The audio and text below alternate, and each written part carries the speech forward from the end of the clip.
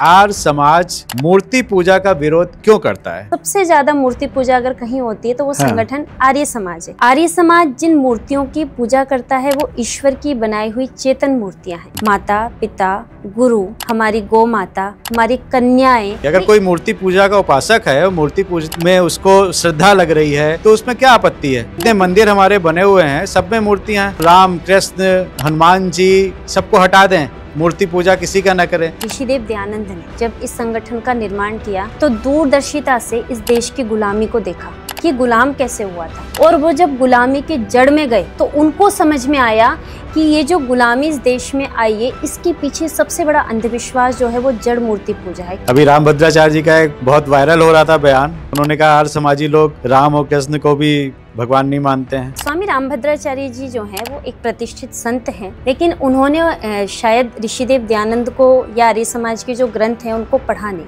हाँ, राधा जी के प्रति हमारा ये मत है कि राधा नाम की कोई महिला कहीं पर नहीं है। जो पौराणिक ग्रंथ भी लिखे गए कृष्ण जी को लेकर के, हरिवंश पुराण वगैरह, वहाँ पर भी कहीं राधा नाम का कोई आपको कहीं कोई बात नहीं मिलेगी। राधा जी का कोई अस्तित्व था ही नहीं। भाग के शादी करनी हो, इंटरकास्ट मैरिज करनी हो, आर्य समाज मंदिर चले जाओ, हर शहर में मिलेगा। जाके शादी करके आ जाओ, सर्टिफिकेट मिल जाएगा, पंडित जी को दक्षिणा दे दो या जो भी वहाँ रसीद कटती वो कटा दो। जातिवाद के ऋषिदेव दयानंद कट्टर विरोधी थे, तो ऋषिदेव दयानंद के ही अनुसार ये अंतर जातीय विवाह जो सिस्टम था, दो लोग हैं, अंतर जातीय गुण कर्म स्वभाव के अनुसार विवाह करना चाहते हैं तो वो विवाह कर सकते हैं। ढोल गवार शूद्र पशु नारी सकल तारना के अधिकारी। तो आप इस पंक्ति का विरोध करती हैं, क्यों?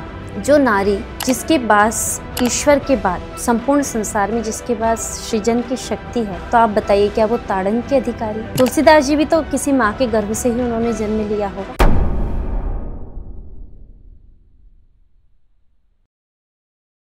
सन 1875 में समाज की कुरीतियों को देखते हुए स्वामी दयानंद सरस्वती ने स्थापना करी आर्य समाज की। 2025 में आर्य समाज के 150 वर्ष पूरे हो गए हैं। आर्य समाज के बारे में आज भी लोगों को बहुत गहराई से ज्ञान नहीं है।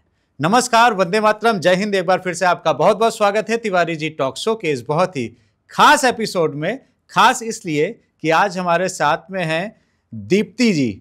दीप्ति आर्या जी हमारे साथ में हैं, जो कि आर्य समाज की प्रचारिका हैं, पंडिता हैं। ये वैवाहिक कार्य वगैरह भी कराती हैं और बहुत अच्छी वक्ता हैं, प्रवक्ता हैं। दीप्ति जी, बहुत बहुत स्वागत है तिवारी जी टॉक शो में। नमस्ते जी। तो दीप्ति जी, आर्य समाज को लेके सबसे पहले तो मन में आता है कि मूर्ति पूजा मत करो, मूर्ति पूजा का विरोध करते हैं आर्य समाजी, और वेदों पे वापस आओ, वेदों पे ही आप उसी को मानिए।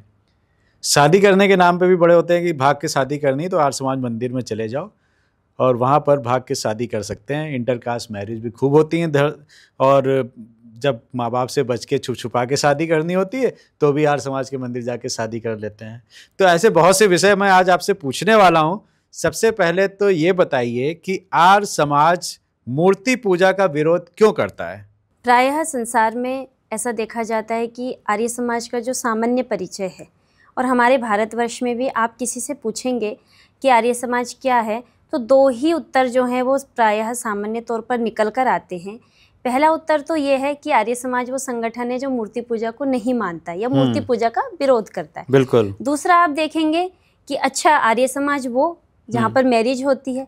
इसके अलावा कोई तीसरा उत्तर आप जन सामान्य में नहीं देखेंगे जो लोग आर्य समाज को नहीं जानते हैं जी।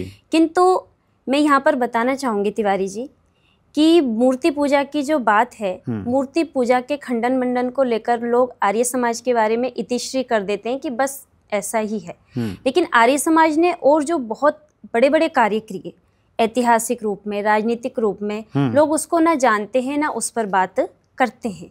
मूर्ति पूजा की अगर बात है तो संपूर्ण संसार में और भारतवर्ष में भी आर्य समाज जैसा मूर्ति पूजक संगठन कोई दूसरा नहीं है। अरे ये क्या कह रही हैं आप? बिल्कुल। अच्छा, बिल्कुल तिवारी जी, आर्य समाज जैसा दूसरा मूर्ति पूजक संगठन नहीं है। सबसे ज्यादा मूर्ति पूजा अगर कहीं होती है तो वो संगठन आर्य समाज है।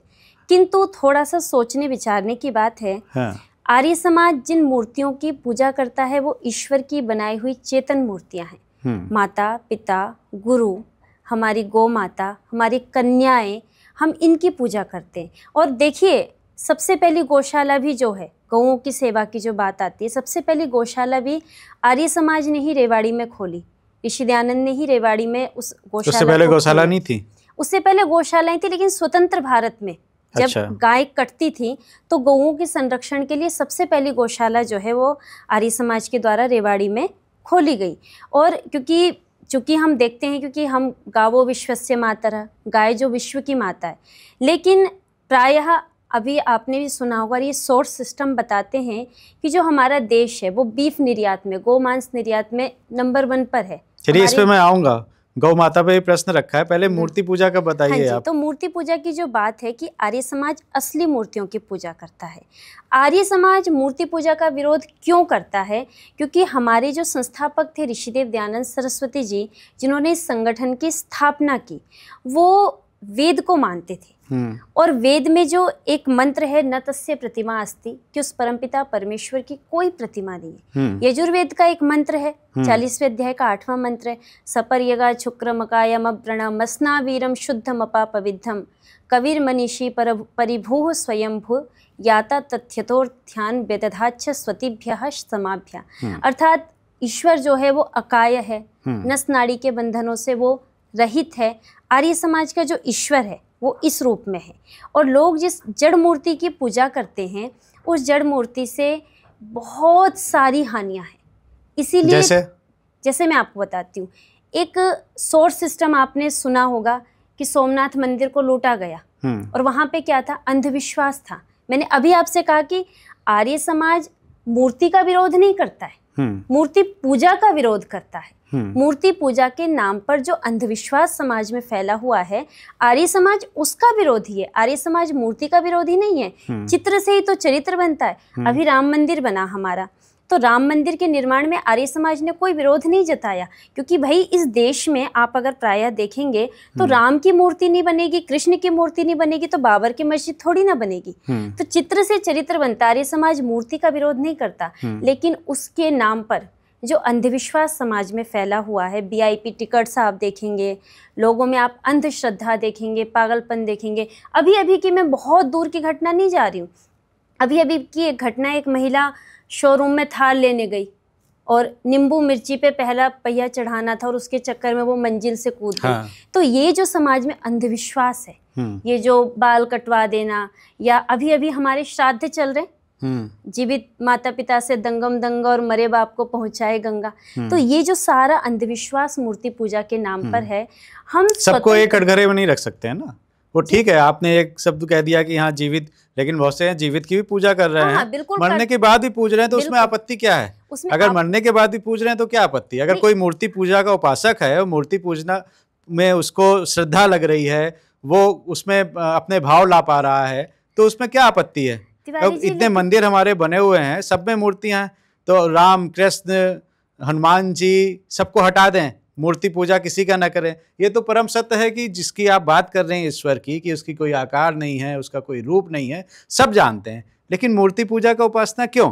क्योंकि हम कंसंट्रेट कर पाते हैं, हम एक रूप को, साकार रूप को, उस छवि को देख के कंसंट्रेट करते हैं, और हमारी पूजा का भाव उसमें आता है, हमारी श्रद्धा आती है। और मूर्ति पूजा भी ऐसा नहीं है, मंदिरों में मूर्ति की बाकायदा मूर्तियों में प्राण प्रतिष्ठा करी जाती है, तब मूर्तियां विराजित होती हैं, तो उन्हें हम जीवित रूप में ही पूजते हैं।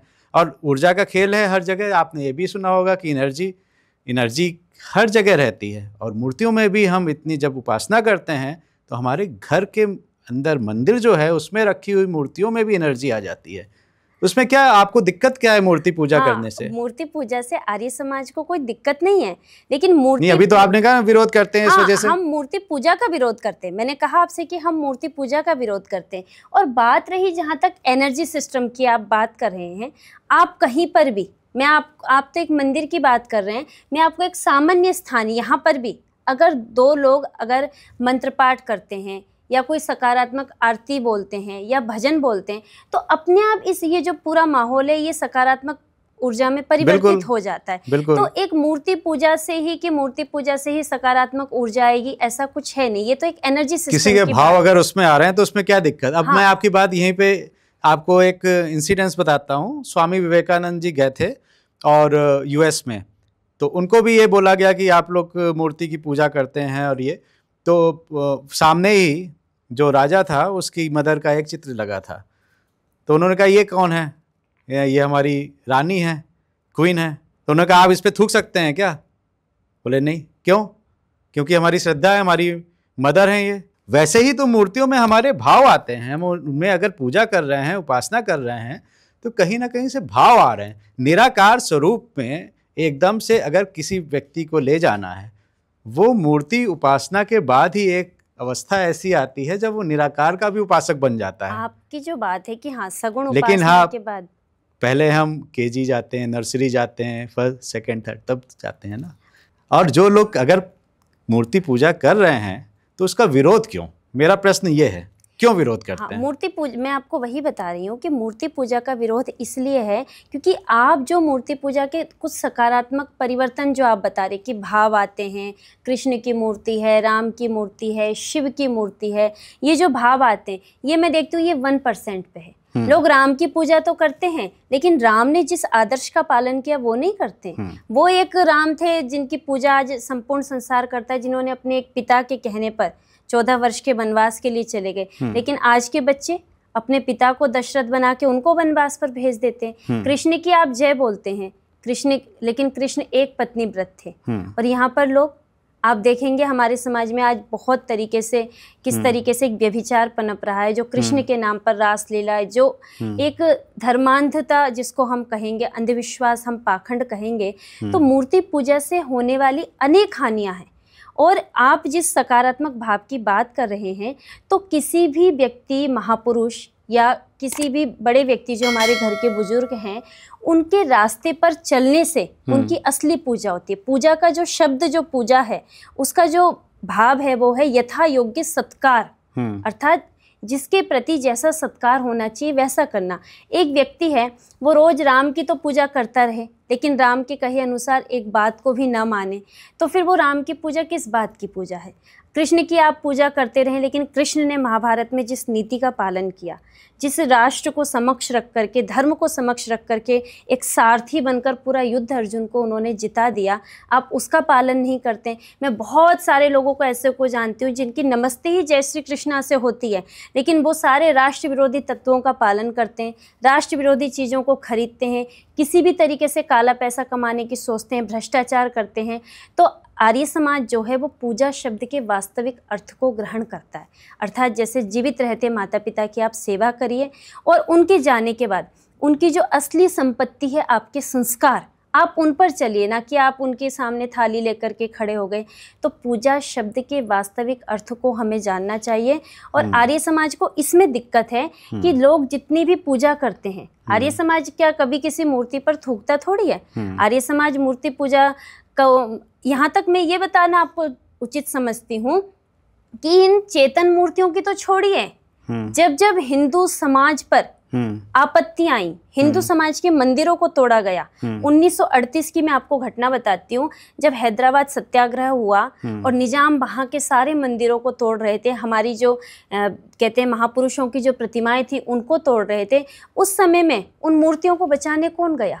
उन जड़ मूर्तियों को बचाने के लिए भी हमारे जो महात्मा नारायण स्वामी थे, उनके नेतृत्व में एक पूरी टीम वहाँ पर पहुँची और वहाँ पर उन्होंने एक बात कही कि हम और हमारे सनातनी पौराणिक जो भाई हैं वो कैंची के दो धार की तरह हैं, हमारे बीच में जो तीसरा आएगा वो काटा जाएगा। तो आर्य समाज मूर्ति पूजा का विरोध करता है, मूर्ति का विरोध नहीं करता। और मूर्ति पूजा में भी अगर आप चेतन मूर्तियों की, राष्ट्र को अगर आप राष्ट्र मानकर सेवा कर रहे तो हम उसको बहुत अच्छा मानते हैं। लेकिन आप भारत माता के मंदिर के सामने खड़े हो जाए, भारत माता की आरती करें, लेकिन आप राष्ट्र के लिए कुछ बलिदान ही नहीं कर रहे, समय आने पर आपकी जेब से 1 रुपये चंदा तक नहीं निकल रहा है राष्ट्र के लिए, तो फिर वो राष्ट्र की और भारत माता की पूजा नहीं। क्योंकि भारत माता के बहुत सारे मंदिर में देखती हूँ जगह जगह बने हुए हैं।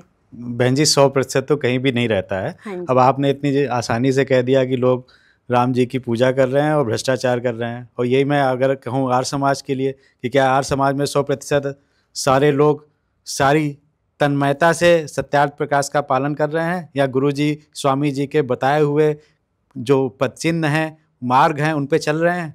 100% हैं क्या? तो 100% कहीं भी नहीं रहेंगे। 100% तो इतनी आसानी से कहना किसी के लिए कि हाँ राम के आदर्श नहीं मान रहे हैं और आप हाथ जोड़ रहे हैं मूर्ति के लिए। लेकिन आर्य समाज ने, ऋषिदेव दयानंद ने जब इस संगठन का निर्माण किया तो दूरदर्शिता से इस देश की गुलामी को देखा कि गुलाम कैसे हुआ था, और वो जब गुलामी के जड़ में गए तो उनको समझ में आया कि ये जो गुलामी इस देश में आई है, इसके पीछे सबसे बड़ा अंधविश्वास जो है वो जड़ मूर्ति पूजा है। क्यों? सोमनाथ का जब मंदिर लूटा गया, लोग कह रहे थे कि सोमनाथ देवता अब हमारी रक्षा करेंगे, सोमनाथ हमारी रक्षा करेंगे। क्या सोमनाथ ने रक्षा की? ईश्वर कभी नहीं आएगा रक्षा करने। तो देखिए, हमें अपनी रक्षा खुद करनी है, अपनी रक्षा खुद करनी ईश्वर तो हमारे अंदर ही है ना। तो वो जो अंधविश्वास था, अंधविश्वास, आप सोमनाथ मंदिर को अंधविश्वास बोल रही हैं? मैं सोमनाथ मंदिर को अंधविश्वास नहीं बोल रही हूँ। जो ईश्वर ने आपको, वो हमारे 12 ज्योतिर्लिंग में एक आता है। सोमनाथ मंदिर को आप अंधविश्वास बोल रही हैं? सोमनाथ मंदिर को हम जिसपे वो आस्था रख रहा है उनको अंधविश्वासी बोल रही हैं? नहीं, सोमनाथ मंदिर को हम अंधविश्वासी नहीं कह रहे हैं हम, कि सोमनाथ भगवान के प्रति, जो महापुरुष के प्रति वहाँ लोगों का जो अंधविश्वास था कि ये आकर के हमारी रक्षा करेंगे। ईश्वर ने आपको वेद में आदेश दिया कि जब जब राष्ट्र पर संकट आए आप अपनी रक्षा करें। वहाँ इतने लोग थे, तलवार और गोलियों की तो छोड़िए, अगर वो इतने सारे लोग एक एक पत्थर, एक एक ईंट उठा करके भी मारते तो वो आक्रांता वापिस चले जाते। लेकिन उन्होंने क्या प्रतीक्षा की कि ईश्वर आएंगे और हमारी रक्षा करेंगे। तो ईश्वर जो है वो खुद रक्षा करने नहीं आते, वो हमारे अंदर शक्ति देते हैं, हमें ऊर्जा देते हैं, हमें बल देते हैं, उत्साह देते हैं कि हम राष्ट्र के प्रति जो है आने वाले जो भी बुराइयां हैं, जो भी राष्ट्र पे आक्रांता आक्रमण करते हैं, जो गुलामी की जो हमारे प्रतीक हैं, उनका हम नाश करें। और वेद में एक मंत्र भी आता है कि इंद्रम वर्धन तो अब तो रहा, कि अर्थात जो हमारे बाह्य और आंतरिक शत्रु हैं हम उनका नाश करें। लेकिन हमारे देश के लोग अंधविश्वास के नाम पर क्या करते हैं, मैं बहुत ऐसे लोगों को जानती हूँ जो मूर्ति पूजा की बेसिक जो चीज़ है, जिसको आप कह रहे हैं ना सगुण उपासना, निर्गुण उपासना, उसको नहीं जानते, क्योंकि वो लोग उस लेवल के पढ़े लिखे नहीं हैं। उन्होंने एक देखा कि हाँ ऐसा चलता आता है हमारे परिवार में, और वो उसको वैसा ही करने लग गए हैं। और उसका कारण क्या है कि वो ईश्वर पर ही पूर्ण विश्वास करके उस चीज़ को छोड़ देते हैं, जबकि आपको पूर्ण पुरुषार्थ करने के पश्चात ईश्वर से प्रार्थना करनी चाहिए, तब जाकर के आपको आपके किसी कर्म का फल मिलता है। तो जो ये जड़ मूर्ति पूजा है, जो अंधविश्वास है, जो पाखंड है, आर्य समाज उसका विरोध करता है। आर्य समाज मूर्ति पूजा का या रामकृष्ण या हमारे जितने महापुरुष हैं उनकी जिनकी मूर्तियां बनी हुई हैं उसका विरोध आर्य समाज नहीं करता है। नहीं, रामकृष्ण को भी तो नहीं मानते हैं आप लोग। अभी रामभद्राचार्य जी का एक बहुत वायरल हो रहा था बयान, उन्होंने कहा आर्य समाजी लोग राम और कृष्ण को भी भगवान नहीं मानते हैं। हाँ, स्वामी रामभद्राचार्य जी जो हैं वो एक प्रतिष्ठित संत हैं, लेकिन उन्होंने शायद ऋषिदेव दयानंद को या आर्य समाज के जो ग्रंथ हैं उनको पढ़ा नहीं। इस पूरे भारतवर्ष में ये मत कहिए उन्होंने नहीं पढ़ा। अगर उन्होंने वो तो दावा करते हैं कि पता नहीं कितने ग्रंथ उन्होंने लिखे हैं और पढ़े हैं। कुछ दावा करते हैं उन्होंने जो ग्रंथ पढ़े हैं, लेकिन ऋषिदेव दयानंद एक बात कहते हैं कि मैं बहुत सारे क्षेत्रों में विद्वान हूँ, लेकिन मैं अज्ञानी भी हूँ, क्योंकि बहुत सारी चीजें जो मुझे पता नहीं है, खेती है, किसानी है, घर का कार्य है, वो मुझे पता नहीं है। तो ऋषिदेव दयानंद कहते हैं कि मैं विद्वान भी हूँ लेकिन मैं मूर्ख भी हूँ, क्योंकि मैं बहुत सारी बातों को मैं नहीं जानता हूँ। और देखिए, आप जो कह रहे हैं कि स्वामी रामभद्राचार्य जी ने जो कहा कि आर्य समाज राम और कृष्ण को नहीं मानता है, ऋषिदेव दयानंद ने राम को मर्यादा पुरुषोत्तम राम कह के संज्ञा दी और कृष्ण को ऋषिदेव दयानंद आप्त पुरुष कहकर संजित करते हैं। आप्त पुरुष अर्थात जिसने जो वाणी से बोल दिया, हम कहते थे ना बड़े आशीर्वाद देते थे और वो सफल हो जाता था, तो वो आप्त पुरुष हैं कि उन्होंने वाणी से जिस वचन को कह दिया, वो वचन, वो आशीर्वाद जो होता था वो सफल हो जाता था। कृष्ण को वो आप्त पुरुष कहते थे। लेकिन हमारे समाज में क्या है, लोग कहते हैं कृष्ण रासलीलाएं करते थे, कृष्ण माखन चुराते थे, कृष्ण गोपियों के वस्त्र उठाते थे।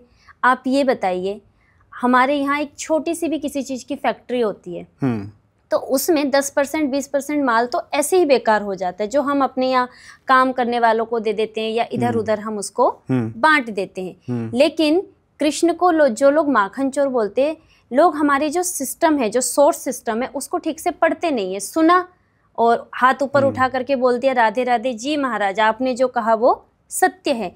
कृष्ण माखन चोर नहीं थे, उनको नंदन कहकर संबोधन दिया गया, अर्थात जिनके पास 9 लाख गायें थी।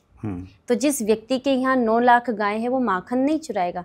लेकिन एक इंपोर्ट और एक्सपोर्ट सिस्टम होता है, अर्थात आयात निर्यात का एक व्यापार होता है। कंस जो था वो अत्याचारी राजा था और कंस के यहाँ पर जो भी उनके प्रदेश से जो भी माखन घी वगैरह जाता था वो उसको वहाँ पर जाने से रोकते थे, निर्यात आयात व्यवस्था में वो रोक करते थे। तो लोगों ने उस अभिप्राय को न समझकर और कृष्ण को क्या कह दिया कि ये तो माखन चोर है, ये तो रण छोड़ है। जबकि रण छोड़ एक विद्या थी जिसका उपयोग आपने सुना होगा महाराज छत्रपति ने किया, हमारे बड़े बड़े राजा उसको करते आए।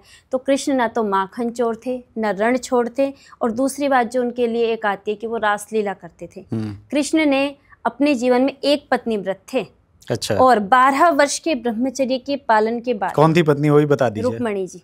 और राधा जी? नहीं, राधा जी को भी नहीं मानते हैं आर्य समाज? हाँ, आर्य समाज के लोग नहीं मानते। मैं आपको ये बता दूंगी कि राधा जी के प्रति क्या मत है?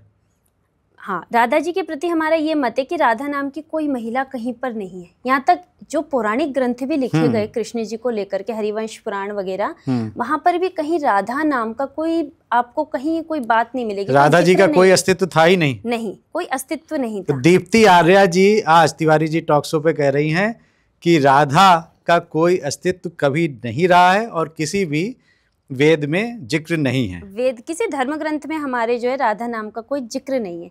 लेकिन हमारे देश में एक समय मुगलों का शासन रहा। हाँ। और उनके तो जो मोहम्मद थे, उन्होंने 9 वर्ष से लेकर 43 साल की महिलाओं तक विवाह किया था। तो उनके बारे में मैं ज़्यादा नहीं कहना चाहूँगी। परेशानी ये है कि हमारे संगठन को, हम हिंदुओं को, हम आर्यों को तोड़ने की एक साजिश बनाई गई। और मुगल काल में, जिनको मैं स्पष्ट कहती हूँ भाड़े के टट्टू, जो पैसा लेकर के इतिहास में कुछ भी तोड़ मरोड़ करके लिख देते हैं। आजकल आपने देखा होगा एक नारा हमारे बच्चे बहुत लगाते हैं, जो जीता वो सिकंदर। अरे क्यों? जो जीता वो शिवा क्यों नहीं हो सकता? जो जीता वो राणा क्यों नहीं हो सकता? जो जीता वो चौहान क्यों नहीं हो सकता? जो जीता वो सिकंदर क्यों? तो ऐसे ही घपलेबाजी करके एक पुस्तक की इस देश में रचना की गई जिसका नाम था ब्रह्मवैवर्त पुराण। अच्छा।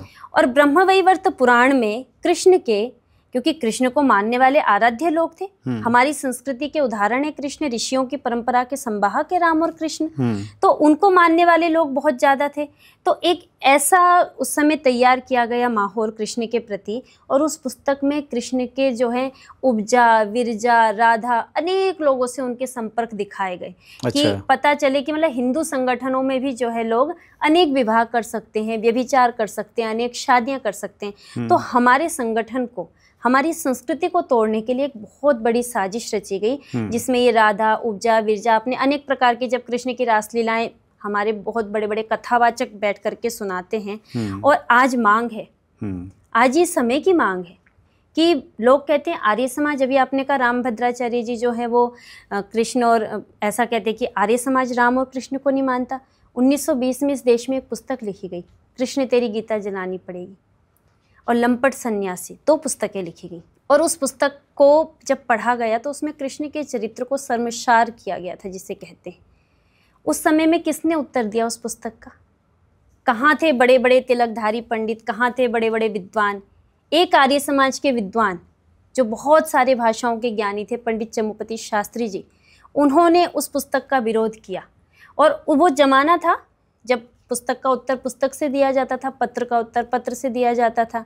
तो उन्होंने उस पुस्तक के उत्तर में एक पुस्तक लिखी, और उस पुस्तक का नाम था रंगीला रसूल। लेकिन पुस्तक लिखी गई उर्दू में। उर्दू में जब वो पुस्तक लिखी गई, और उस पुस्तक को अब कोई छापने को तैयार नहीं, क्योंकि डर का माहौल, उनका तो एक ही नारा है, सर तन से जुदा, सर तन से जुदा।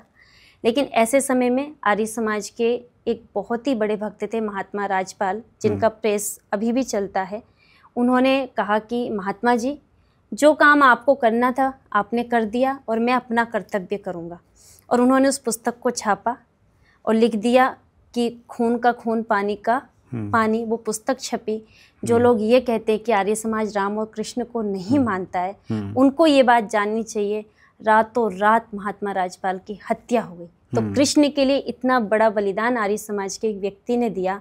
और हम तो आर्य समाजों में, अपने उत्सवों में, अपने गुरुकुल में प्रतिदिन सुबह शाम संध्या के बाद, यज्ञ के बाद मर्यादा पुरुषोत्तम राम की जय, योगेश्वर श्री कृष्ण की जय। लेकिन हम उनको योगी मानते, जिन्होंने, आप गीता को पढ़ेंगे, अनेक सिद्धियों को प्राप्त किया, जिन्होंने एक पत्नी व्रत थे, जो अर्थात 12 साल बाद जब प्रद्युम्न का, रुक्मणी निवेदन करती है और प्रद्युम्न का जन्म होता है, तो इतना ओजस्वी बालक कि अगर सभा में प्रद्युम्न चला जाए तो लोगों को समझ ही नहीं आता था कि कृष्ण जी आ गए हैं या प्रद्युम्न आ गए हैं, लोग भ्रमित हो जाते थे। और उसके बाद श्री कृष्ण जी ने एक मोर पंख लगाना शुरू किया, जिससे पहचान हो कि योगेश्वर श्री कृष्ण है और ये उनका पुत्र प्रद्युम्न है जो इसका उत्तराधिकारी है।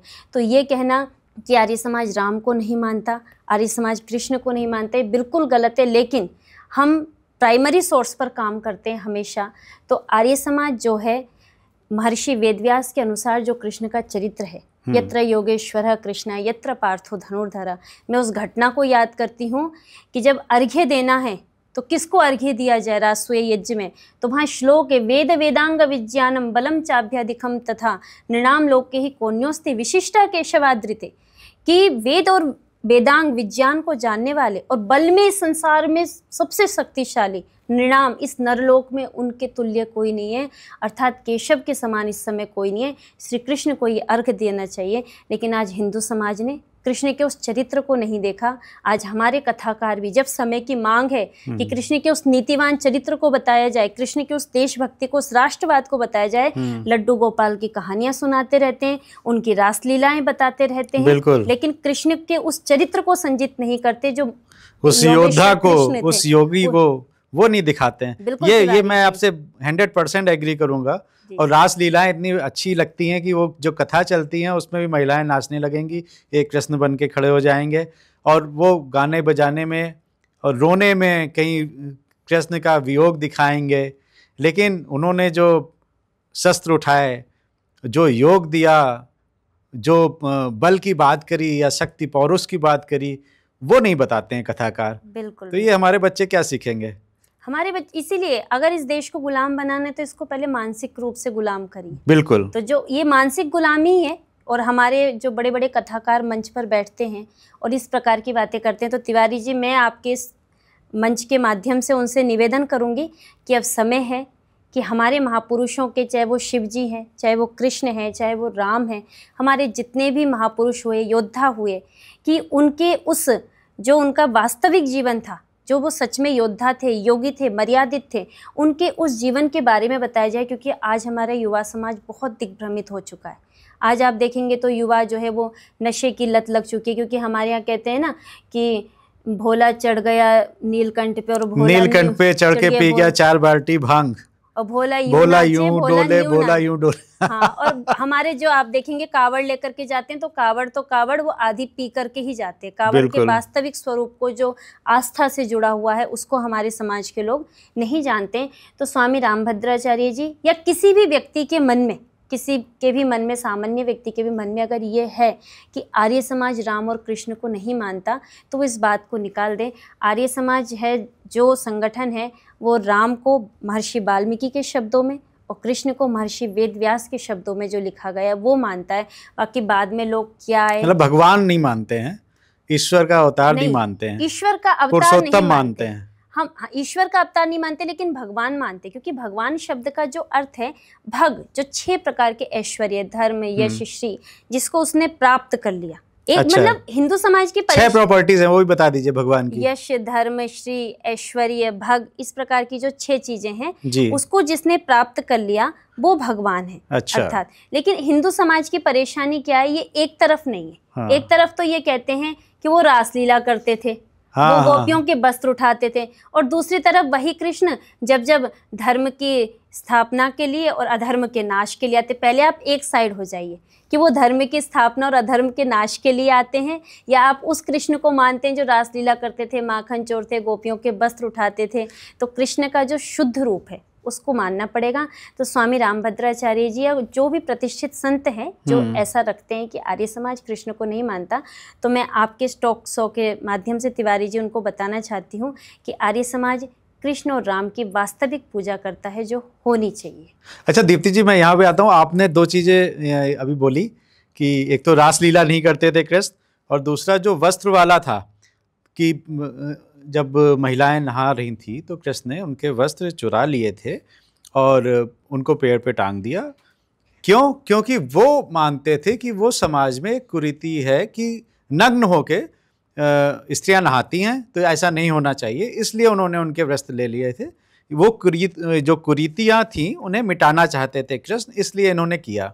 अब आप कह रहे हैं रासलीला भी नहीं करते थे, तो जितने भी कृष्ण से संबंधित हम जो भी ग्रंथ पढ़ते हैं या पुस्तकें पढ़ते हैं उसमें तो सब जगह रासलीला का जिक्र है। जी तिवारी जी, अभी मैंने आपसे कहा था कि किसी भी चीज़ के लिए हमें जो प्राइमरी सिस्टम है, प्राथमिक स्रोत है, हमें उस पर जाना चाहिए। तो कृष्ण को अगर हमें देखना है कि कृष्ण थे क्या, तो हमें महर्षि वेदव्यास के शब्दों में पढ़ना चाहिए। महर्षि वेदव्यास के बाद यहाँ जितने भी कृष्ण के चरित्र को लिखने के लिए आए, उन्होंने क्या लिखा है वो बात की बात है। महर्षि वेदव्यास कृष्ण के बारे में क्या लिखते हैं? महर्षि वेदव्यास ने कहीं भी पूरे महाभारत में कृष्ण को माखन चोर और रासलीला करते थे ऐसा कहीं नहीं कहा है। मैंने अभी अभी आपको बताया था, अर्घ्य दिया गया उनको कि संसार में सबसे श्रेष्ठ व्यक्ति हैं, चरित्र में, बल में, विज्ञान में, वेदों का ज्ञान है उनको। अब जो लोग ये कहते हैं कि कृष्ण जो है वो रासलीला करते थे या माखन चुराते थे, और आपने जो एक बात कही कि समाज की कुरीतियों को वो करते थे, आप किसी बात का आपने सही मतलब निकाल लिया तो ठीक है, तात्पर्य अर्थ है ये तो कि वही वस्त्र उठाते थे तो समाज में कुरीति है, तो नग्न होकर महिलाओं को नहीं घूमना चाहिए। या आजकल आप देखते हैं कि हमारे देश में शारीरिक प्रदर्शन से रील्स पर पैसा कमाना बहुत ज़्यादा आ गया है। बिल्कुल। तो हम कह सकते हैं कि भाई कृष्ण उसके विरोधी थे, लेकिन हमारे कथावाचक ये बात तो कथाओं में नहीं बताते। वो तो रासलीला और माखन चोर का, इन सब बातों का मतलब ही अलग निकालते। बात है रासलीला, मैं रासलीला की समर्थक हूँ। अच्छा। आप कृष्ण की रासलीला सुनाइए, मैं नहीं कहती कि आप कृष्ण की रासलीला नहीं सुनाइए, लेकिन रास जो शब्द है वो कहाँ से आया? रस से आया। लेकिन रस वो श्रृंगार रस नहीं है जो आप कथाओं में और बड़ी बड़ी रासलीलाएं होती हैं। वो कृष्ण का वो भक्ति रस है जो गीता में उन्होंने योग के सिद्धांत को दिया, जो योगी बनकर के सारी सिद्धियों को प्राप्त किया। वो उनका जो है वीर रस है, जो एक सारथी बनकर अर्जुन को पूरा युद्ध जिता दिया। आप देखिए ना, अर्जुन जो है, मतलब कृष्ण ने, मैं कभी कभी इस बात पर विचार करती हूँ कि कृष्ण ने जो ज्ञान वहाँ पर रण क्षेत्र में, युद्ध के क्षेत्र में अर्जुन को दिया था, वो ज्ञान आज हमारे कर्म क्षेत्र में कितना काम आता है। तो अगर बड़े बड़े कथावाचकों को मंच पर बैठ करके लाखों रुपए की दक्षिणा, एसी रूम में फिट होकर के, और अनेक भक्त आगे पीछे होते हैं, अगर उनको कथाएं करनी है तो आज इस राष्ट्र को ज़रूरत है। हम चारों तरफ से समस्याओं से घिरे हुए हैं। आप रासलीला करिए, लेकिन कृष्ण के उस भक्ति रस को और उस वीर रस को सुनाइए जो युवाओं में देशभक्ति और राष्ट्रवाद का जन्म हो, ना कि हमारे युवा भटकें कि कृष्ण तो व्यभिचारी थे, रासलीला करते थे, अनेक महिलाओं को, मतलब अभी अभी एक नियम आपने सुना होगा पारित हुआ, लिव इन रिलेशनशिप और समलैंगिकता का। जी। जब कोर्ट में एक जज ने दूसरे जज से कहा, जितना मैंने सुना है और पढ़ा है, जब एक कोर्ट में दूसरे जज ने कहा कि जज साहब आप ये क्या कर रहे हैं कि जिस देश में एक पत्नी व्रत हमारे हिंदू विवाह में 7 जन्मों के लिए एक पत्नी का संग मांगा गया है, उस देश में आप ऐसे ऐसे नियम पारित कर रहे हैं समलैंगिकता के, लिव इन रिलेशनशिप के। तो उस समय में जो जज साहब हैं वो उत्तर दे रहे हैं कि आप इस प्रकार की बातें कर रहे हैं, आपके कृष्ण की तो 16,000 रानियाँ थी। और आपको जानकर आश्चर्य होगा तिवारी जी, आपके शो के माध्यम से मैं बात ये कह देना चाहती हूँ, ईसाई मत के द्वारा, जिसको हम धर्मांतरण कहते हैं, मैं उसको धर्मांतरण नहीं कहती हूँ, मतांतरण कहती हूँ, जितने होते हैं वहाँ पर जो हमारे भोली भाली जनताओं को, हमारी माताओं को जो पढ़ाया सिखाया जाता है वो यही सिखाया जाता है, तुम्हारा कृष्ण तो ऐसा था जिसकी 16,000 रानियाँ थी, जो रासलीला करता था। तुम्हारा जो भगवान है राम है, क्योंकि कथाओं में यही सुनाया जाता है, कथावाचक में, तुम्हारा जो भगवान राम है उसने तो अपनी पत्नी को छोड़ दिया था, और हमारा जो भगवान यीशु है वो तो दुखों की गठरी लेके संपूर्ण संसार के सुख के लिए, और उसके आधार पर बहुत बड़ा मतांतरण इस देश में होता है। जिस कोरोना काल में हम मास्क लगा के अपने घरों में बंद थे, उस कोरोना काल में इतना बड़ा मतांतरण, इतना बड़ा षड्यंत्र इस देश में चला, इतने लोगों ने अपने मत को परिवर्तन कर लिया, हिंदू से ईसाई बन गए, कि हम उस आंकड़े को सोच भी नहीं सकते। अच्छा। तो इसीलिए मेरा निवेदन है कि तिवारी जी टॉक शो के माध्यम से संपूर्ण कथावाचकों से, चाहे वो छोटे स्तर के हों, बड़े स्तर के हों, कि आप कृष्ण के जो महर्षि वेदव्यास के शब्दों में वास्तविक स्वरूप है उसको आप जनता को बताइए। राम के वास्तविक स्वरूप को जो महर्षि वाल्मीकि के शब्द में है उसको बताइए। जो हमारे, जिनको हमारा हिंदू समाज आराध्य भगवान मानता है, महापुरुष जो हमारे शिव जी थे, उनके बारे में आप जो बताइए वो ऐसे तथ्य बताइए कि हमारे आने वाली युवा पीढ़ी जो है वो दिग्भ्रमित ना हो, अपने महापुरुषों पर गर्व करे। ये कोई गर्व करने की बात थोड़ी कि आपके महापुरुष रासलीला करते थे, इतनी पत्नियां रखते थे, भांग पीते थे, कोई गर्व करने की बात है? ये गर्व की बात नहीं है। उनके जीवन को इस प्रकार बताया जाए कि जब हम उनकी जय बोलें तो वास्तविकता में लगे कि हम किसी महापुरुष की जय बोल रहे हैं। अब आपने कहा कि हमें प्राइमरी सोर्स पे आना चाहिए, तो आपने दो बातें कही कि अगर कृष्ण को समझना है तो महर्षि वेद व्यास से समझिए, और राम को समझना है तो वाल्मीकि जी की जो रामायण है उससे समझिए। लेकिन प्रश्न ये उठता है कि आजकल के जो भी कथावाचक हैं वो मुख्यतः तुलसी जी की द्वारा लिखी हुई रामचरितमानस को ही बता रहे हैं और उसी का रेफरेंस देके वो कथा भी करते हैं। मैंने जब आपसे बात करने से पहले थोड़ी सी रिसर्च करी तो आपने एक तुलसी जी द्वारा लिखित जो चौपाई है उसका भी खंडन किया है कि शूद्र ढोल गवार शूद्र पशु नारी सकल तारना के अधिकारी। तो आप इस पंक्ति का विरोध करती हैं, क्यों? ये जो पंक्ति है ढोल गवार शूद्र पशु नारी ये सब ताड़न के अधिकारी, देखिए महात्मा तुलसीदास जी जो थे उन्होंने रामायण में जो चौपाइयाँ लिखी हैं, आर्य समाज का एक नियम है सत्य के ग्रहण करने और असत्य को छोड़ने में सर्वदा उद्यत रहना चाहिए। ऋषिदेव दयानंद सरस्वती जी ने इस नियम को लिखा और बहुत दूरदर्शिता से लिखा कि कभी भी व्यक्ति को सत्य के ग्रहण करने में जो है परेशानी नहीं होनी चाहिए। तो मैं इस बात को कहना चाहती हूँ कि महात्मा तुलसीदास जी ने रामायण में बहुत सारी शिक्षाप्रद बातें भी लिखी हैं जो उनके रामचरितमानस हमें प्राप्त होती है। लेकिन अगर बात इस चौपाई की है कि ढोल गवार शूद्र पशु नारी ये सब ताड़न के अधिकारी, अच्छा कुछ लोग हिंदी के विद्वान, हिंदी के जो मेरे पढ़ाने वाले कई शिक्षक भी थे, उन्होंने भी इस बात को बताया कि इसका जो अर्थ था, गोरखपुर से ये पुस्तक जब प्रकाशित हुई तो ढोल जो होता है गवार शूद्र और पशु और जो नारी जो है वो ताड़न अर्थात मारने के अधिकारी हैं, मतलब इनके साथ एक भेदभावपूर्वक व्यवहार किया जाना चाहिए। किंतु आज महिलाओं का आप देखेंगे महिलावाद, महिला सशक्तिकरण कितना आगे जा चुका है। तो सिर्फ मैंने नहीं, एक आर्य समाज के संगठन ने नहीं, बहुत सारी जो हमारी महिला सशक्तिकरण के लोग हैं उन्होंने इस दोहे का विरोध किया जो चौपाई लिखी हुई है। और फिर जाकर के जो गोरखपुर की जो गीता प्रेस की जो पुस्तक है उसमें उनको परिवर्तन करना पड़ा। उन्होंने वहाँ ताड़न शब्द का अर्थ फिर उत्साह ले लिया कि इनको उत्साहित करना चाहिए, समाज में आने के लिए इनको उत्साहित करना चाहिए। लेकिन जो नारी, मैं यहाँ पर सबकी बात तो नहीं करूँगी, जो नारी जिसके पास ईश्वर के बाद संपूर्ण संसार में जिसके पास सृजन की शक्ति है, तो आप बताइए क्या वो ताड़न के अधिकारी है? बिल्कुल नहीं। तुलसीदास जी भी तो किसी माँ के गर्भ से ही उन्होंने जन्म लिया होगा। बिल्कुल। तो इस प्रकार की जो भी बातें लिखी जाती हैं, मुझे लगता है उन लेखकों ने या तो उस समय स्थिति के अनुसार लिखा, उस काल में जो कुछ चल रहा था या जो कुछ होगा उसके अनुसार लिखा, या वो किसी पूर्वाग्रह से ग्रसित थे उन्होंने लिखा। लेकिन एक पुस्तक लिखी जाती है तो उसमें समालोचना तो होती ही है, कुछ बातें उसमें अच्छी होती हैं, कुछ बातें बुरी होती हैं। तो मैं और महिला सशक्तिकरण के जितने लोग हैं, अगर आप उसका अर्थ ये लेते हैं कि ढोल गवार शूद्र पशु नारी ताड़न अर्थात भेदभाव और मारने के पिटाई के ये अधिकारी हैं, तो हम इस चौपाई का विरोध करते हैं। और वैसे भी आए दिन आप तो उसमें कुछ ना कुछ बदल फेर करते ही रहते हैं, भाई ये जोड़ दिया वो हटा दिया, तो आप चाहें तो इस चौपाई को हटा भी सकते हैं, उसमें कोई वो नहीं। तुलसी रामायण में मेरे ख्याल से तो कुछ नहीं चेंज हुआ। कई जगह मैंने देखा है कि कई चौपाइयाँ पूरी प्राप्त नहीं होती हैं कहीं कहीं पर, लेकिन तुलसीदास जी ने बहुत सारी ऐसी चौपाई भी तो लिखी है, तो उनका तो हम पालन नहीं करते। लेकिन उन्होंने एक चौपाई अगर ऐसी लिखी, तो राम को तुलसी की रामचरितमानस से क्यों नहीं समझा जा सकता है? तुलसीदास जी की रामचरितमानस से राम को समझा जा सकता है, लेकिन आर्य समाज जो है, अभी मैंने आपको कहा था कि महर्षि वाल्मीकि के शब्दों में राम जो है हम उसको मानते हैं।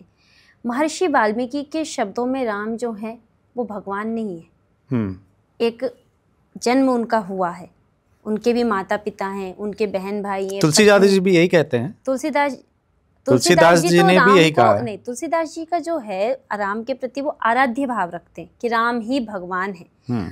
देखिए ईश्वर के जो नाम होते हैं वो कई अर्थों में होते हैं, गुणवाचक होते हैं, निज नाम होते हैं। तो राम शब्द जो है ईश्वर का भी एक नाम है, रमो क्रीड़ायाम। अर्थात जो संपूर्ण संसार में रमण करता है।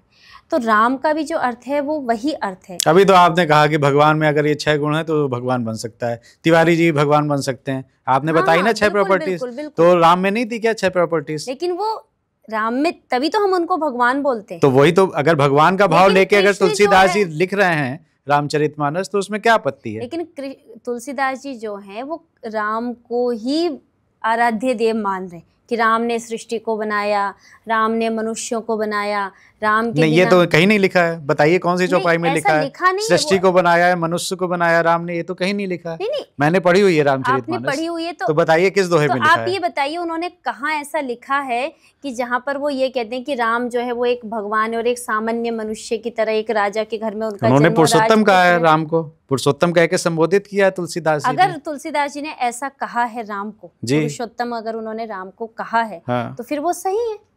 और हम तो बात कर रहे हैं उनकी उस चौपाई की जिसमें उन्होंने ढोल गवार शूद्र पशु नारी ये सब ताड़न के अधिकार, तो उस चौपाई को हम नहीं मानते उनकी। अभी आपने 2 बार ये कहा कि हमें राम को समझना है तो वाल्मीकि रामायण से समझना होगा। ठीक है, आज पढ़ते खुल रही हैं आर्य समाज से, मैं बहुत सी चीज़ें हैं जो आज समाज के और सारे हमारे जो व्यूवर्स देख रहे हैं उनको जानने और समझने को मिलेगी।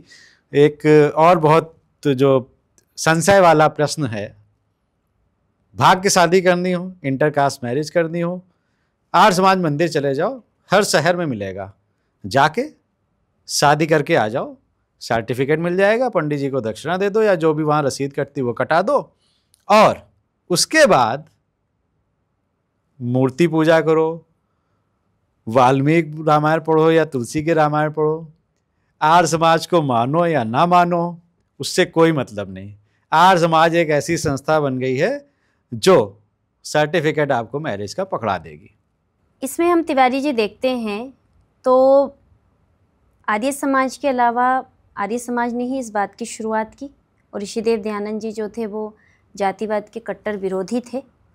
क्योंकि ऋषिदेव दयानंद सरस्वती जी ने, मैं यहाँ पर एक घटना का आपको जिक्र करते हुए चलूँगी।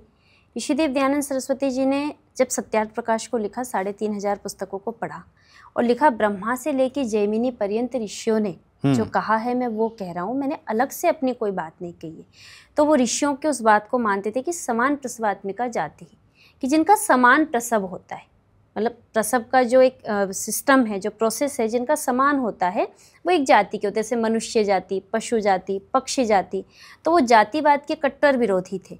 इसलिए आर्य समाज के लोगों से प्रायः आप जाति के बारे में अगर बात भी करेंगे तो वो बहुत ही लोकाचार की दृष्टि से भी अगर आपको बताएंगे तो वो यही बताएंगे कि हम इस समाज से आते हैं। समाज मतलब इस समूह से हम आते हैं, भाई हमारे नाम के पीछे ये लगता है, यादव लगता है, किसी के कुछ लगता है, तो हम इस समूह से आते हैं, इस समाज से हम पता तो चल जाता है ना कि त्यागी हैं कि ब्राह्मण हैं, शर्मा हैं, यादव हैं, पता तो चल रहा है ना। जाति नहीं आप नाम के पीछे, मैंने बहुत से देखे आर्य समाजी, सुनील आर्या, प्रवीण आर्या, लेकिन गांव में कोई भी ऐसा नहीं हो जिसको ना पता हो कि ये यादव हैं। हाँ, क्योंकि वो हम एक समूह में रहते हैं, एक समाज में रहते हैं। और आप अगर गांव की बात करें तो आप गांव में प्राय देखेंगे कि एक समूह के लोगों के घर एक साथ होते हैं, एक अलग समाज के लोगों के घर थोड़ा सा आसपास एक साथ होते हैं, तो वो चलता रहता है। नहीं, जहाँ उनको फेवर लेना होता है ना तो वो बता भी देते हैं हम त्यागी हैं, हम त्यागियों में हैं। ऐसा तो खैर सभी करते हैं, फिर वो आर्य समाजी या नॉन आर्य समाजी। फिर ये जाति का विरोध कहाँ हो गया? अगर रखो तो पूरा रखो ना। तो लेकिन देखिए क्या होता है कि जातिवाद के ऋषिदेव दयानंद कट्टर विरोधी थे।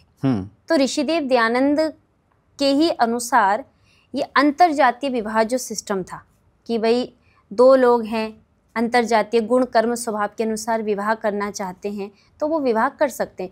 आप और हम समाज में प्रायः बहुत सारी ऐसी शादियां आजकल देख रहे हैं जिनमें माता पिता ने कर दी, तो अरेंज मैरिज जिसको हम कहते हैं, तो उसमें भी कुछ ना कुछ कमी है। कुछ बच्चे ऐसा करते हैं, खुद शादी कर लेते हैं आपस में, मतलब हम आपस में शादी हो जाती है, फिर वहाँ भी कुछ कमियाँ हैं। वो दोनों ही गलत है। सही क्या है, आपके भी गुणकर्म स्वभाव लड़के या लड़की के आपस में मैच हो जाने चाहिए, और माता पिता की भी उसमें जो है वो एक रजामंदी, एक स्वीकृति जो है उसमें उनकी होनी चाहिए। ये जो प्रोसेस है ये सही है। तो ऋषिदेव दयानंद जो है वो अंतरजातीय जो विवाह है उसके समर्थक थे, और आर्य समाज भी है। शुरू में ऐसा हुआ कि कुछ लोग अंतरजातीय विवाह के विरोधी थे, और आज तक भी मैं आपको बताऊं, आज तक भी सरकार ने तो कोर्ट मैरिज का सिस्टम बना दिया, लेकिन और किसी संगठन ने ऐसा सिस्टम नहीं बनाया कि दो लोग जो एक दूसरे को जानते हो वो आराम से शादी कर सकें। आज भी बहुत सारी परेशानियां अंतर्जातीय विवाह में आती हैं। तो आर्य समाज में जाते थे और आर्य समाज में, लेकिन आज भी आर्य समाज का जो प्रमाण पत्र है या कुछ भी है उसमें माता पिता की स्वीकृति अति आवश्यक है।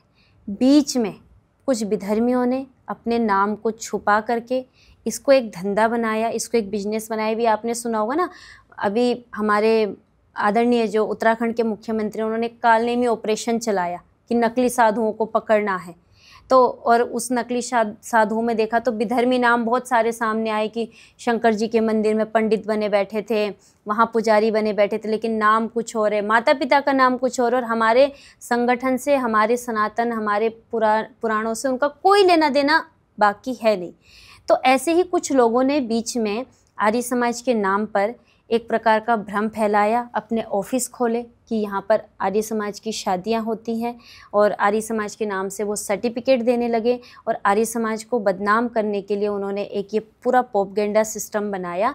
लेकिन आर्य समाज में जब आप किसी भी अच्छे आर्य समाज में जाएंगे और वहाँ पर आप देखेंगे तो विवाह के लिए मना नहीं है, आप अंतर्जातीय विवाह कर सकते हैं, क्योंकि आज तक और किसी संगठन ने ऐसा प्लेटफॉर्म बनाया नहीं कि दो लोग आकर के आराम से शादी कर लें। आर्य समाज में सुरक्षा होती है, विवाह कर सकते हैं, लेकिन आपके माता पिता की स्वीकृति उसमें आवश्यक है। दीप्ति जी, कोई भी एक ऐसा बता दीजिए जहाँ आर्य समाज का मंदिर माता पिता को बुलाता हो। अभी आप चलिए मेरे साथ, मैं किसको कहूँ, अब मैं लेके चलूँगा एक डमी, माता पिता नहीं, साथ में केवल 2 गवाह चाहिए, वो शादी करवा देंगे आपकी।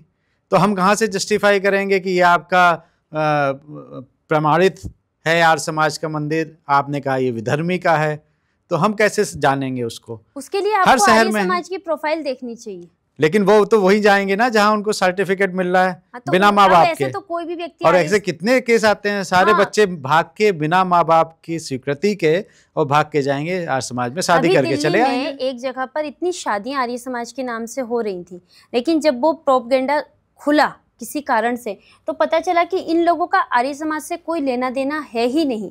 तो ये कहना कि आर्य समाज सिर्फ शादियां करवाता है, लव मैरिज करवाता है, पहली बात तो आर्य समाज किसी लव मैरिज के फेवर में नहीं है कि आप 2 लोग आ गए। लेकिन कई बार ऐसा होता था कि मुस्लिम लड़की है, वो हिंदू लड़के से विवाह करना चाहती है, वापसी करना चाहती है। अब हमारे पंडित समाज जो है उनके सामने उस समय जो भी चुनौतियां रही होंगी, मैं उसके बारे में बात नहीं करना चाहती, लेकिन उन्होंने एक ऐसा कठोर सिस्टम तैयार कर रखा था कि नहीं, हिंदू धर्म में दोबारा से आने के लिए ये करना पड़ेगा, वो करना पड़ेगा। और समय की मांग है कि आप जिस देश में इतने भारी मतांतरण रोज चल रहे हों, उस देश में एक बच्ची को अगर हिंदू बनाना हो तो सारे संगठन उस पर मौन है। ऐसे समय में आर्य समाज आगे आकर के और उस बच्ची को अगर अपनी बहू बना के आर्य परिवार में या आर्य समाज में या हिंदू धर्म में वापसी कराता है, सनातन में, तो उसमें मुझे कोई बुराई नहीं लगती। लेकिन जो इसके नाम पर एक गलत प्रोपेगेंडा पूरा चलाते हैं और सर्टिफिकेट बांटते हैं शादियों के, और उनका आर्य समाज से कोई लेना देना नहीं। अभी दिल्ली में बहुत सारी ऐसी जगह पकड़ी गई कि उन्होंने उसको बिजनेस बना लिया, और आर्य समाज के संगठनों को हमारी सभाओं द्वारा वो प्रमाणित नहीं है, हमारी सभा के पास उसका कोई किसी भी प्रकार का लिखित दस्तावेज नहीं है। मैं उसके विरोधी हूँ। अगर ऐसा कुछ होता है तो आर्य समाज के संगठन को, सभा को और कोर्ट को भी इस मामले में संज्ञान लेना चाहिए और उनको दंडित करना चाहिए। तो ऐसे मतलब सामान्य नागरिक के तौर पे हम कैसे पता कर सकते हैं कि हाँ ये आर्य समाज का वेरीफाइड है मंदिर, या यहाँ पे जो शादी हो रही है ये विधर्मियों द्वारा कराई जा रही है? ऐसी कुछ व्यवस्था आप लोग करिए। बिल्कुल बिल्कुल, आर्य समाज के कुछ वेबसाइट पे वो डाल दीजिए कि हमारे ये मंदिर हैं इस शहर में। टोल फ्री नंबर है, बता दीजिए, आज सबको बता दीजिए अगर आपको याद हो तो। मुझे तो वो नंबर याद नहीं है। आप निकालिए, मोबाइल में निकालिए और बताइए, ये फायदा होगा लोगों को, पता तो चलेगा। आर्य समाज से संपर्क और जो उनके नहीं है तो आप वेरीफाई कर सकते हैं। बिल्कुल, आप आर्य समाज के जो भी लोग हैं उनको वेरीफाई करके और उनसे आप पता करके तब जा कर के आप उस आर्य समाज में विवाह करिए। और अगर आप वास्तविक आर्य समाज में जाते हैं, वास्तविक में, क्योंकि जो शादी कराएगा पुरोहित वो भी वेदों का विद्वान होगा, तो वो आपके माता पिता की स्वीकृति अवश्य मांगेगा। और अगर माता पिता मैडम जाते ही इसीलिए है कि वहाँ माता पिता को नहीं ले जाना है। नहीं, हमेशा आर्य समाज में इसीलिए जाते हैं, हमेशा शादी करते ऐसी हैं। परिस्थिति में भी लोग आर्य समाज में नहीं जाते हैं कि माता पिता की स्वीकृति नहीं है। कई बार लोग ऐसी परिस्थितियों में भी, मैंने तिवारी जी लोगों को आर्य समाज में जाते हुए देखा है कि उनके पास वो इतना खर्चा नहीं कर सकते। वो बहुत कम परसेंटेज है, बहुत कम परसेंट। बहुत सारी शादियां ऐसी होती हैं आर्य समाज में कि जिनका खर्चा आर्य समाज वहन करता है। आर्य समाज के बहुत सारे ऐसे सम्मेलन होते हैं। अभी मैं आपसे बात कर रहा हूँ, मुझे इतने किस्से याद आते जा रहे हैं। अभी एक और किस्सा आया था मेरे ध्यान में, संज्ञान में। एक विवाहित था और विवाहित ने आर्य समाज में जाके सेकंड मैरिज कर ली। उसको कैसे वेरीफाई करोगे पहले से मैरिड है? बाद में 2 साल बाद पता चला कि पहले से एक परिवार लेके दूसरा दिल्ली में रह रहा है, तो एक गाजियाबाद में कर ली। और आर्य समाज में चले जाओ, कितनी भी शादी करनी है करवा दे रहे हैं तुम्हारी। हाँ, तो वो फिर हमारी जो है वो वास्तविक संस्था नहीं होगी। तो इसलिए मैं आपको बताऊंगा वो कौन सी संस्था है, कहाँ पे मंदिर है, वो भी मैं बताऊंगा अभी आपको। शो के तो आप उसको भी देखिएगा। आपका टोल फ्री नंबर अगर आप बता दें तो बड़ा अच्छा रहेगा। हाँ जी, मैं आपको आर्य समाज के बहुत सारे टोल फ्री नंबर हैं जो मैं आपको कोई एक बता दीजिए। मैं नंबर बता रही हूँ 011451083889। ये टोल फ्री नंबर है। आप इस पर कॉल करके सुनिश्चित करें कि ये अमुक जो आर्य समाज मंदिर है वास्तविक आर्य समाज मंदिर है या नहीं है। और अगर वो वास्तविक आर्य समाज मंदिर होगा तो माता पिता की स्वीकृति, आपके परिजनों की स्वीकृति पर ही वहाँ पर आपका विवाह सुनिश्चित होगा। इसलिए आप पहले वहाँ पता करिए। इस नंबर को आप सब लिख लीजिए, गूगल पे भी आप सर्च कर सकते हैं। बहुत बढ़िया, ये बहुत अच्छी जानकारी आप लोगों के लिए है। और बच्चे जो भाग के शादी कर रहे हैं आर्य समाज में जाके, तो आप वेरीफाई कर सकते हैं इसको। आर्य समाज को वाकई में जो लोग निकटता से जानते हैं तो कुछ तो बहुत ज़्यादा खूबियां हैं जिसकी मैं तारीफ़ भी करता हूँ। जैसे महिला सशक्तिकरण के ऊपर, महिलाओं को लेकर स्वामी जी ने बहुत प्रेरित किया समाज को कि महिलाओं को कैसे आगे बढ़ाया जा सकता। यहाँ तक कि विधवाओं की शादी को लेके भी समाज में उनकी दोबारा शादी होनी चाहिए, ये भी स्वामी जी का मत था। बिल्कुल बिल्कुल। देखिए तिवारी जी, इसमें जब हम इसको गहराई से देखते हैं तो मैं इस बात को इसको कोई अतिशयोक्ति कहे, मेरा आत्मविश्वास कहे, लोग ऋषि दयानंद को ऋषि दयानंद बोलते होंगे, लेकिन मैं उनको महर्षि दयानंद बोलती हूँ। मेरे लिए वो महर्षि हैं क्योंकि उन्हीं के उपकार हैं जिनके कारण मैं आज यहाँ पर बैठी हुई हूँ। या अनेक महिलाएं जो यज्ञ में ब्रह्मा बनती हैं और वेदों का पाठ करती हैं, हमारी बच्चियाँ हैं जो कन्या गुरुकुलों में पढ़ती हैं। ऋषि दयानंद कहते थे कि सर्व सुधारों में सुधार और सर्व कल्याणों में कल्याण स्त्री शिक्षा से ही संभव है। और ऐसा इसलिए कहा क्योंकि हमारे शतपथ ब्राह्मणकार जो है वो कहते हैं माता निर्माता भवति। माँ जो है वो निर्माण करने वाली है और बच्चे की पहली गुरु होती है। अगर वो शिक्षित नहीं होगी, अगर नींव ही हिली हुई होगी तो मकान कैसे मजबूत बनेगा। अगर माँ ही शिक्षित नहीं होगी, माँ ही वेदों को जानने वाली नहीं होगी, तो एक बच्चे को संस्कार, एक बच्चे को मर्यादाएं, एक बच्चे का जीवन चरित्र से पावन कैसे होगा। बात है महिला शिक्षा की। महिला शिक्षा के लिए ऋषिदेव दयानंद वकील बनकर आए, लेकिन और भी अनेक समाज सुधारक हैं जिन्होंने महिला शिक्षा की बात की। ऋषिदेव दयानंद ने जो महत्वपूर्ण कार्य महिला शिक्षा पे किया वो क्या किया? वो ये किया कि इस देश में बहुत सारे ऐसे लोग थे, ऐसे विद्वान आए जो महिलाओं के वेद पढ़ने के विरोधी थे कि महिलाएं वेदों को नहीं पढ़ सकती। जी बिल्कुल। ऋषि दयानंद का और इस संगठन का प्रमुख कार्य रहा, मैंने अभी आपसे कहा था, ब्रह्मा से लेकर जैमिनी पर्यंत ऋषि जो मानते आए वो मैं मानता आया हूँ। और आर्य समाज की जो धार्मिक ग्रंथ है वो वेद है। तो वेद में कहा स्त्री ही ब्रह्मा बभूविथा, कि हे स्त्री तुम तो इस संसार की ब्रह्मा हो, इसका सृजन करने वाली हो। वेद में कहा अहम केतु रहम मूर्धा रहम मुग्रा विवाचनी। जैसे राष्ट्र में ध्वज का स्थान होता है वैसे समाज में महिला का स्थान होता है। वेद ने कहा अहम राष्ट्रीय संगमिनी वसुनाम, अर्थात मैं राष्ट्र की कल्याणकारी शक्तियों का राष्ट्र की निधि हूँ, राष्ट्र का मैं आधार हूँ, पुरंधिर योषा। तो वेद पढ़ने का जो अधिकार है महिलाओं को वो आर्य समाज ने दिया। और मैं बहुत गर्व के साथ, मैं बहुत बार इस वाक्य को अपने प्रवचनों में, भाषण में कहती हूँ, मैंने और भी सोर्स में इस वाक्य को कहा है, तो मैं यहाँ भी कहना चाहती हूँ, इस दुनिया में, संपूर्ण विश्व में जिनके 57 देश हैं, कोई भी अपनी महिलाओं को मौलवी के पद पर नहीं बिठाता। इस देश में इन ईसाइयों के जितने भी देश हैं, बहुत 157 हम सुनते हैं, बहुत देश हैं, कोई भी अपनी महिलाओं को पादरी नहीं बनाता। जी। आप देखेंगे किसी भी संप्रदाय के पास चले जाइए, वो अपने सर्वोच्च पद पर महिलाओं को प्रोस्टेट नहीं बनाते, वो नहीं बिठाते। और वो तो छोड़िए, इस देश में लाखों हमारे पौराणिक भाई रहते हैं, करोड़ों अरबों में, वो भी कभी अपने सबसे बड़े पद शंकराचार्य की पदवी पर महिलाओं को नहीं बिठाते।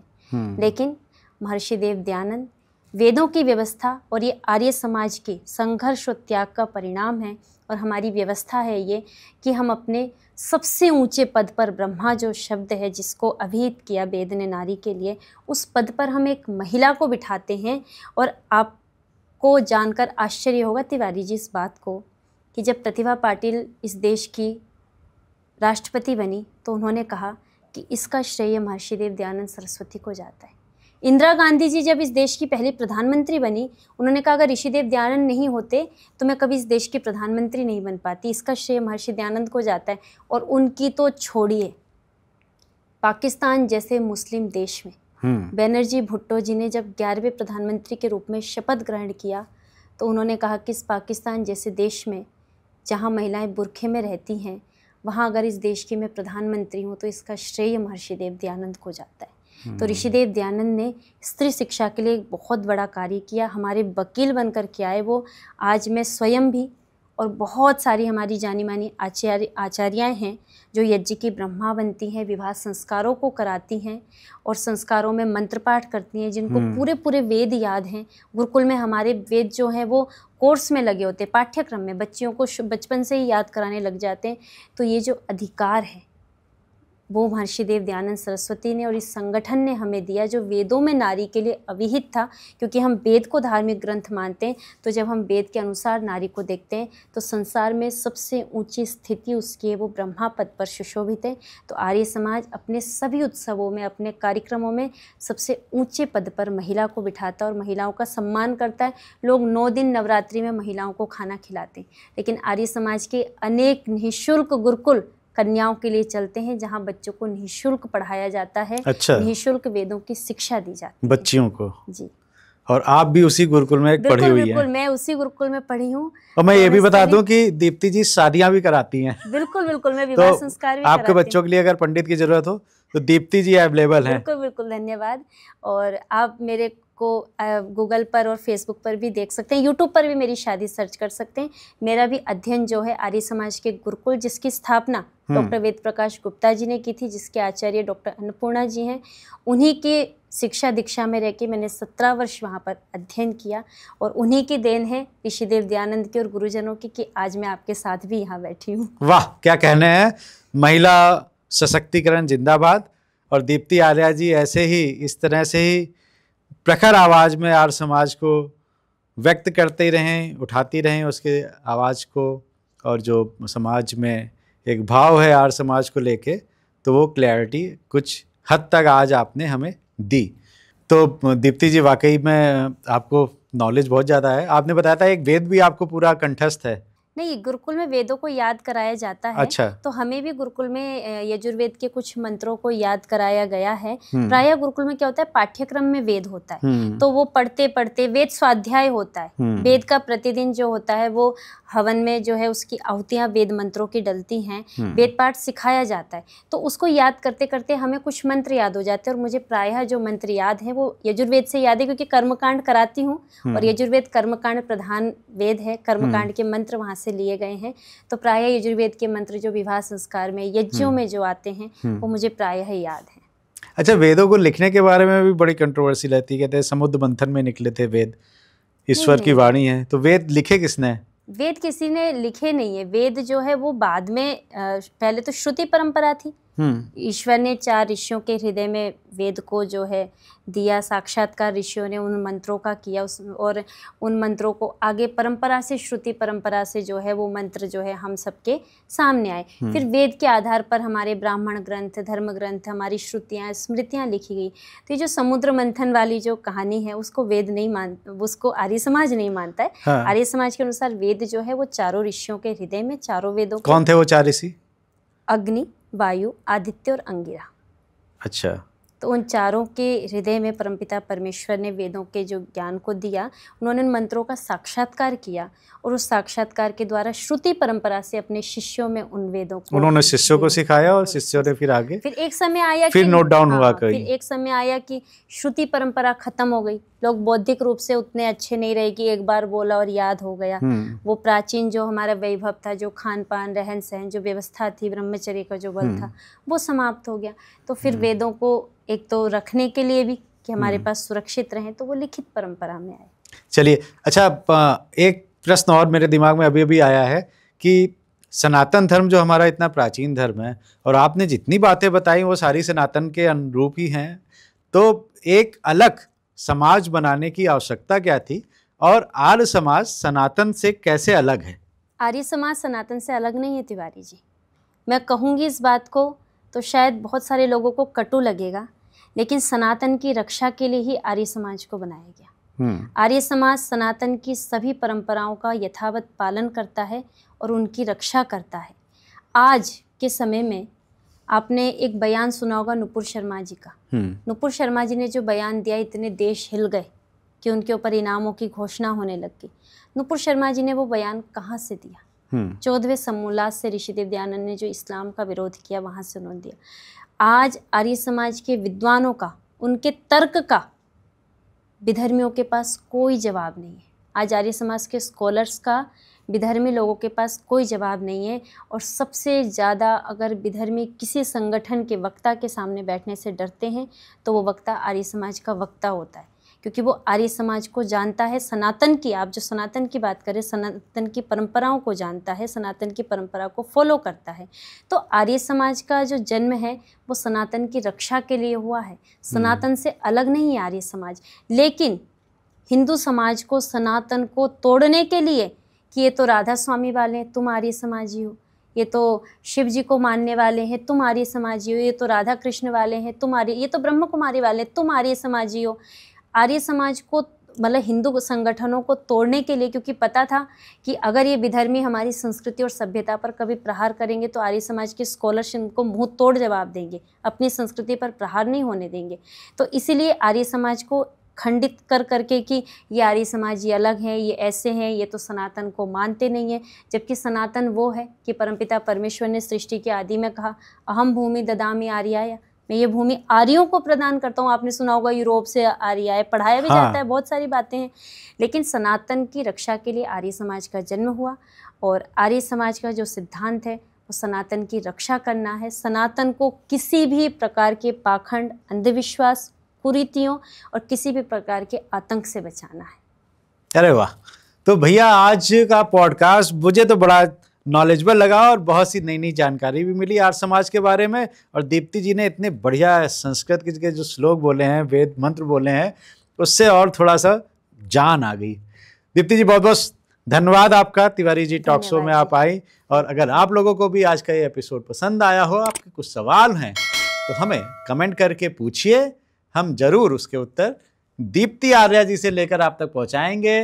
तिवारी जी का ये पॉडकास्ट आपको कैसा लगा हमें कमेंट करके, लाइक करके बताइए। सब्सक्राइब ना किया हो तो सब्सक्राइब कर दीजिए तिवारी जी टॉक शो। तब तक अपनी सेहत का बहुत बहुत ध्यान रखिए।